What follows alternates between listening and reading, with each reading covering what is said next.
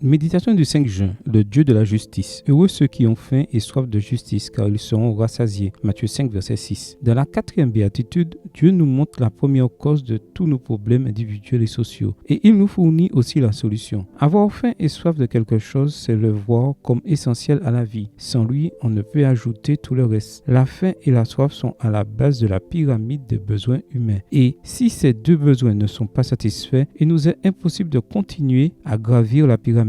Dieu nous dit ici que ce besoin essentiel et fondamental que nous avons tous et qui est à la base de tous les besoins, c'est la justice. Ces mots si simples, faim et soif, impressionnent pour leur sens et leur portée. C'est Dieu qui nous dit ici que si le monde est dans cette situation, c'est parce que les nations, les gouvernements, les institutions, les entreprises, les groupes religieux, sportifs, communautaires et de toute autre nature n'ont ni faim ni soif de justice. Cela signifie qu'ils ne ressentent pas le besoin de Dieu dans leur vie. En partant de là, le résultat est la dépravation et la confusion. L'absence même de faim et de soif de justice explique déjà le problème principal de chaque individu. Jésus nous dit que ce n'est pas que nous manquions de succès, d'argent, de pouvoir, de biens, de statut ou de titres. Le problème est que nous ne sentons pas la nécessité d'être justes devant Dieu. Et celui qui ne se soucie pas de lui plaire avance vers l'autodestruction. Avoir faim et soif de justice est le désir de celui qui, en priorité, veut avoir Dieu dans sa vie, lui plaire, être guidé par lui et le servir.